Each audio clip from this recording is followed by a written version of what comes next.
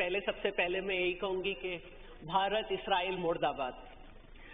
2025 और 26 का budget 17,573 billion पर मुश्तमिल है, जिसमें सिर्फ कर्ज उतारने के लिए 87 खरब जो कि टोटल बजट का 46.7% है एलोकेट किया गया है।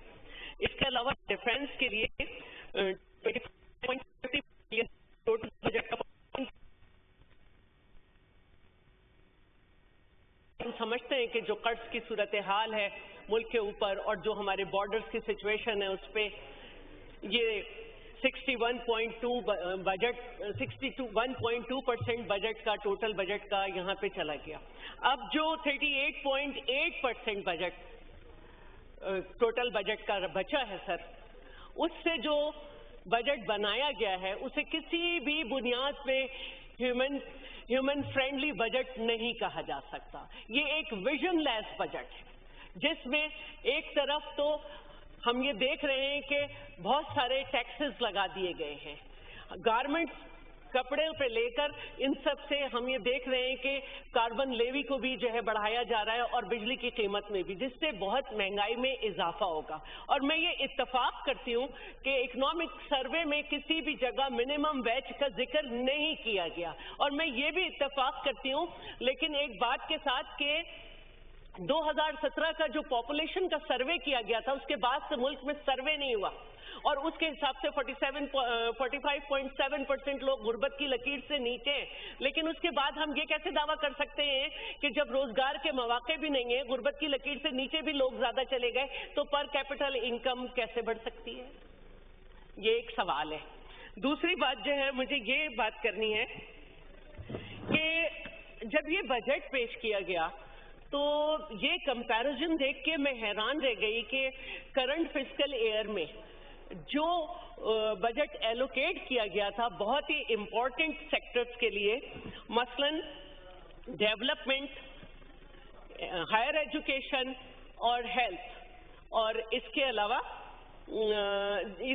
सोशल सेक्टर, सर इन तमाम सेक्टर्स का जो हमारा कमिंग फिस्कल ईयर में इन तमाम सेक्टर्स में जबरदस्त कटौती की गई है। सिर्फ तरक्याती बजट में 100 बिलियन रिडक्शन की गई है।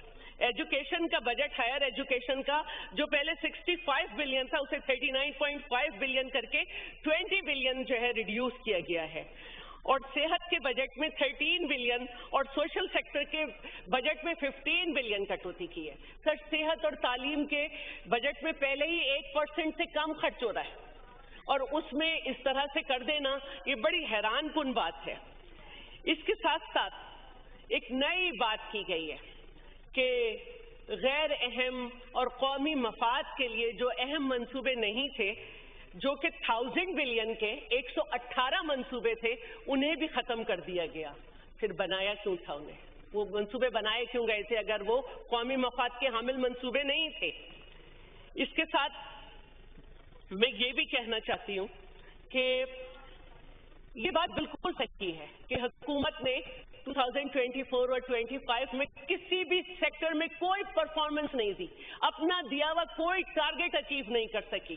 सर्विसेज में इनका टारगेट 4.1% था, सिर्फ 2.9% अचीव किया। इसी तरह इकोनॉमिक ग्रोथ में इनका जो टारगेट था वो 3.6 था, लेकिन 2. मैंने जितने इन 5-6 दिनों में प्रोग्राम्स देखे हैं उसमें मैंने जितने भी माहिर माशियात को देखा वो इस डिजिट पे मैंने उनको हैरान होते देखा है। इसके साथ साथ जो एग्रीकल्चर का टारगेट था वो 2% था, और मैं इसको एम्फसाइज इसलिए करूंगी, हालांकि ये बात पहले भी हो चुकी है कि वाकई हमें ये देखना चाहिए कि हम इस टारगेट को सिर्फ 0.6% हासिल कर सके। सिर्फ कपास पर मई तक 200 बिलियन का नुकसान है। गंदम, कपास, गन्ना, इन सब फसलों की हालत तशवीशनाक है सर। हम जो है वो फूड सिक्योरिटी हमारे रिस्क पे आ गई और अहम फसलों की ग्रोथ -3.5 है। हमारे यहाँ अब ये बात होने लगी है कि हुकूमत का काम नहीं है सपोर्ट प्राइस देना, हमारे यहाँ ये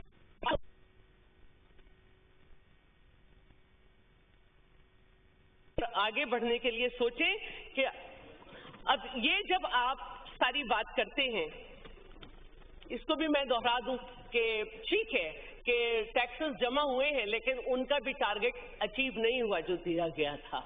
तो सवाल ये पैदा होता है कि कमिंग फिस्कल ईयर में जबकि हर सेक्टर में आप बजट भी कम एलोकेट कर रहे हैं और आपने जो टारगेट है वो डबल किया हुआ है, तो आप कैसे हासिल करेंगे जब अब नहीं कर सके? तो क्यों जो आप टारगेट नहीं हासिल कर सके, या तो नाअहली है या विल नहीं है। सर मैं दोबारा जो है वो डेवलपमेंट पर आऊंगी। डेवलपमेंट के शोबे को अगर आप देखें तो 31 मई तक 596 बिलियन सिर्फ यूटिलाइज हो सके। 1400 अरब में से सिर्फ 596 बिलियन जो हैं वो यूटिलाइज हुए हैं। तो ये इसको आप दोबारा से कहें कि ये हुकूमत की नाअहली है। अब मैं सिंध के डेवलपमेंट बजट पे बात करूं। वो जो 118 मंसूबे खत्म किए हैं 1000 अरब रुपए के, शायद उसमें से कोई सोच लेते हैं सिंध के लिए ही कोई कौमी मफाद, सिंध के लिए कोई कौमी मफाद का मंसूबा नहीं था। सिंध को कोई नया मंसूबा नहीं दिया गया। सबसे पहले मैं कराची के मंसूबे पे बात करूंगी। कराची को कोई नया मंसूबा नहीं दिया गया सर, कोई नया मंसूबा नहीं दिया गया। और जो मंसूबे ऑन गोइंग थे उन पे जो बजट रखा गया है उनको सुन के सिर्फ कराची वालों को सोचना चाहिए कि उनका क्या अंजाम है। ग्रीन लाइन सिर्फ 50 crore, operational green line BRT के लिए 18 करोड़ 50 लाख, डिस्ट्रिक्ट साउथ के इंफ्रास्ट्रक्चर की मेंटेनेंस के लिए 10 करोड़, डिस्ट्रिक्ट सेंट्रल में नाजमाबाद और लियाकताबाद के लिए 12 करोड़, वहां के football park Asian football ground के लिए 10 करोड़, कोरंगी जमान टाउन और लांडी डिस्ट्रिक्ट के लिए 10 करोड़, 11 करोड़, मलीर के लिए 5 करोड़। सर ये सोचने की बात है कि ये ऑन गोइंग मंसूबे हैं जिन पर ये रकम रखी गई है और ये बरसों से चल रहे हैं। इसके बाद बात की जाती है कि सिंध की हुकूमत 15 साल से है और कराची के शहरियों को पानी नहीं दे सकी। भाई हुकूमत का काम पानी बनाना नहीं है, पानी को, पीने के पानी को, इरिगेशन के पानी को रिजर्व करना है ताकि जिंदगी चल सके। एक प्रोजेक्ट है K4, मैं 10 साल से देख रही हूँ, मैं वहाँ पे बैठी हुई थी वहाँ पे पार्लियामेंट में, कि सिंध हुकूमत बिलियंस में पैसे रखती है और वफाक की हुकूमत कम मिलियंस, और पीटीआई की गवर्नमेंट ने तो K4 मंसूबे में पैसे रखने ही से कह दिया था कि हम नहीं इस पे बात करेंगे, और इस दफा से 4.4 बिलियन रखा गया है। और दूसरी बात जो है, मैं ये समझती हूँ कि फेडरल में जो भी हुकूमत होती है पीपल्स पार्टी के अलावा, वो उसको प्रोविंशियल के जो मंसूबे हैं जो फेडरल गवर्नमेंट के तहत चलते हैं उससे कोई इंटरेस्ट नहीं होता, कभी भी नहीं होता। अगर मैं देही सिंध पर आ जाऊं तो हैदराबाद सक्खर मोटरवे प्रोजेक्ट, जिस पर जिसका मैं ये समझती हूँ कि कराची पोर्ट से जो भी दरामद किया जाना है मुल्क में और बरामद किया जाना है उसका इन्हिसार इस पे है, उस पे सिर्फ और सिर्फ 15 अरब रखें। सर इससे तो लैंड एक्विजिशन भी नहीं होगी। इतने खत हुकूमत ने लिखे, इतने वादे वईद हुए, लेकिन वही नजरअंदाजी। और जब बात करो तो बात करते वक्त कहते हैं आपको पंजाब के अलावा कहीं मोटरवे नजर आता है, तो भाई ये फेडरल सब्जेक्ट है, आप रखोगे तो नजर आएगा ना। दूसरी जो बात मुझे करनी है कि पीटीआई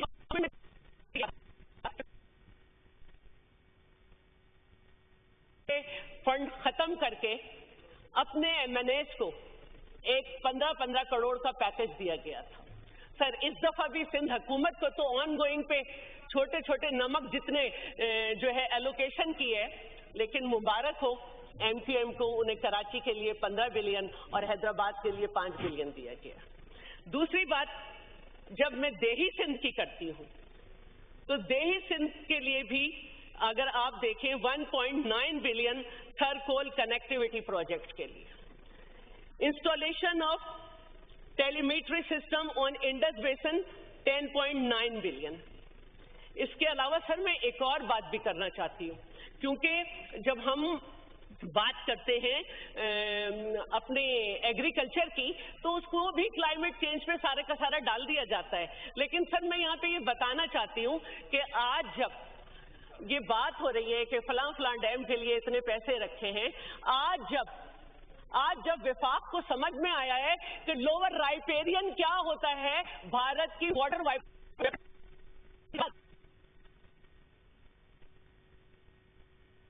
की गई है। लेकिन सर सिंध के 3 मंसूबे ऐसे हैं, सिर्फ के 3 मंसूबे ऐसे हैं जो शायद विफाक की अब याददाश्त में नहीं है, और ये तीनों मंसूबे crucial for the Sindh agro economic, और इन तीनों का काम ये था कि ये 10-10 हजार हेक्टेयर से ज्यादा इरिगेट करेंगे लैंड को, और उनके नाम से Sukkur barrage modernisation and rehabilitation, Nai Gaj dam, Darawat dam. Sir इनकी रिव्यू कॉस्ट जो है वो डबल से ज्यादा पहुंच चुकी है, लेकिन ये आज तक विफाक की नजरे करम के जो है ये मुंतजिर है कि विफाक इनके लिए कुछ पैसा रखे। सर हमारे सिंध का जो है कंट्रीब्यूशन 21.5 से 27.7 तक होता था मुल्क की ज़राअत में, लेकिन जब आप पानी ही नहीं देंगे तो फिर आप क्या करेंगे?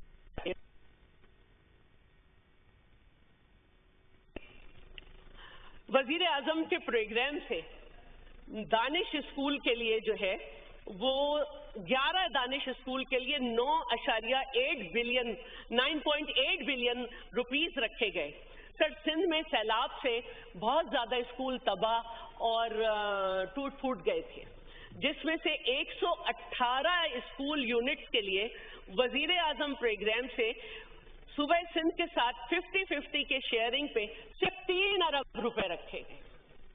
ये सच सोचने का मुकाम है, सोचने का मुकाम है। एक मैं मशवरा देना चाहूंगी, इस्लामाबाद में दानिश यूनिवर्सिटी की बात हो रही है कि वफाकी हुकूमत दानिश यूनिवर्सिटी बनाएगी।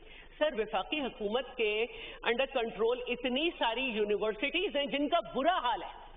कायदे आजम यूनिवर्सिटीज का देख लें और अपनी एग्रीकल्चर यूनिवर्सिटीज का देख लें। आप जो है वो अपने एग्रीकल्चर के स्टूडेंट को चाइना भेज रहे हैं।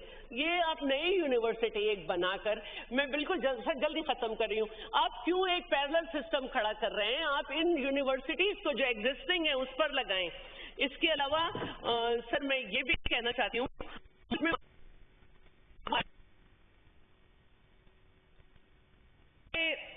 11 दिसंबर 2024 को हमने, ये हमारी खुशकिस्मती है कि खैरपुर से जो है एक बड़ी तादाद में जो है वो गैस और तेल जो है वो बरामद हुआ, लेकिन इसके अलावा जो है खाम तेल, गैस और कोयले और इनकी मुसलसल पैदावार कम हो रही है। इसके लिए कुछ किया जाए।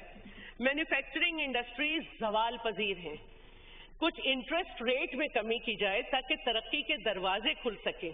इसके अलावा मैं ये कहना चाहूंगी कि ये आज बड़ी खुशखबरी मिली है कि रेकोडिक प्रोजेक्ट जो है इंशाल्लाह वो अगले साल से हमें जीडीपी में 1% हमारी इंक्रीज करेगा, और ये बहुत अच्छी बात है।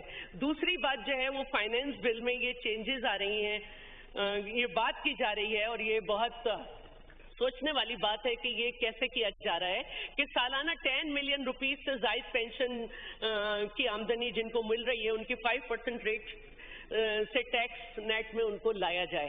सर इस तरह मेरे ख्याल में ये नहीं करना चाहिए। नॉन फाइलर्स की रकम निकालने की हद जो है उसको 75,000 किया जा रहा है, जो एक बहुत अच्छी बात है, होना तो 1 लाख था। और एक बात मैं ये कहना चाहती हूँ कि ये जो हमारी इंडो पाक जंग हुई, इसमें जहां हमारे फौजी भाइयों ने शहादतें दी, इसमें हमारे सिविलियन भी शहीद हुए। तो सर मैं ये एक तजवीज़ देना चाहती हूँ कि वो सिविलियन जो अपने घर के कफील थे उनको सिर्फ 1 टाइम कुछ ना दिया जाए, बल्कि उनको लाइफ टाइम उनकी फैमिली को सपोर्ट किया जाए, उनके बच्चों की तालीम का देखा जाए, उनके बच्चों के किसी एक बच्चे का जो है वो किसी मुलाजमत में कोटा भी रखा जाए ताकि उनकी जिंदगी भी आसान हो।